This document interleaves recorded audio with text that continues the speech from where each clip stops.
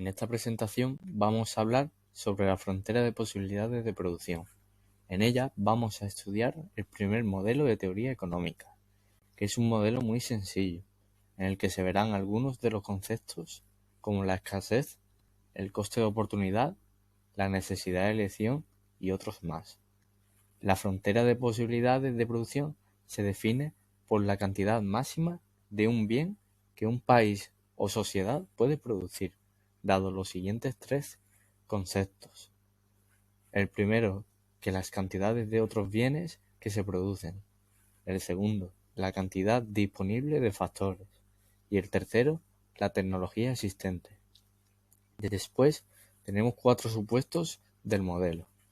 En el primero es que en la economía solo existen dos bienes, el bien X y el bien Y. En el segundo es que en la producción de los bienes se utiliza el factor trabajo. En el tercero existe una cantidad de trabajo fija, que sería el número de trabajadores, y en ella se escribiría a los números de trabajadores con una L mayúscula y una barra encima. Y en el cuarto existe una tecnología que sería el conjunto de conocimientos, la maquinaria y otros más que determina la cantidad máxima de cada bien que se puede obtener a partir de una determinada cantidad de trabajo empleada. Y por último, os mostraré una imagen en la que vemos cómo se construye la frontera de posibilidades de producción. Como vemos en la gráfica, el punto A se encuentra en el punto 0 en la cantidad de bien X y en el punto Y la cantidad de bien Y. Después, en el punto B, vemos que la cantidad de bien X se encuentra en 1 y la de Y en 9. En el punto C se encuentra la X bien en el 2 y en el Y 7. En el punto D la cantidad de bien X está en el 3 y en el Y está en el 4. Y en el punto E la cantidad de bien X está en el 4 y en el Y está en 0. ¿De qué depende la forma de la frontera de posibilidades de producción? De dos características relacionadas con dos cuestiones básicas. 1. ¿Cómo consigo producir una unidad más del bien?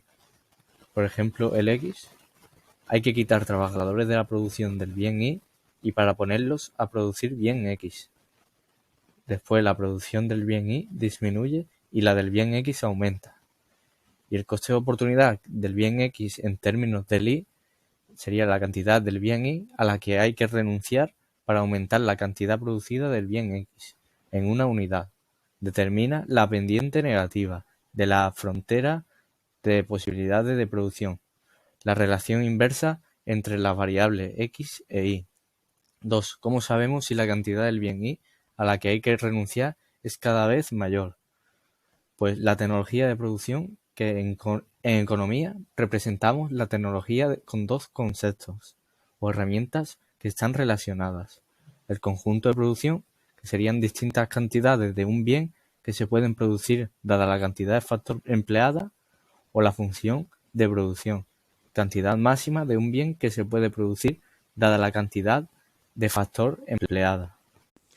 Hola, buenas, soy Alberto del grupo 12 para el vídeo de economía de la UMA y este es mi trabajo. A mí me toca explicar del tema 1 la productividad marginal del factor del trabajo, que esto se podría entender como varía la cantidad de un bien producido cuando le añadimos ciertos factores para producir ese bien. La fórmula para calcular esto es la cantidad al final del trabajo menos la cantidad al principio del trabajo, y hay tres tipos.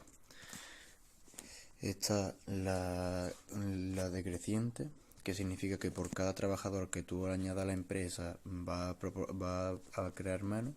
Esto se puede entender, por ejemplo, cuando una empresa de, por ejemplo, mantecado, si 5 trabajadores producen 100 mantecados, si le añado un sexto trabajador, en vez de fabricar 120, que es lo mismo que fabrica el resto, fabrica 115, por ejemplo.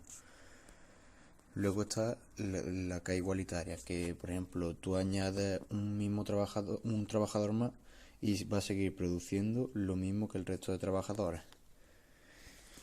Y luego está la de manera creciente, que es cuando la empresa obtiene un mayor beneficio cuando incluye a otro trabajador.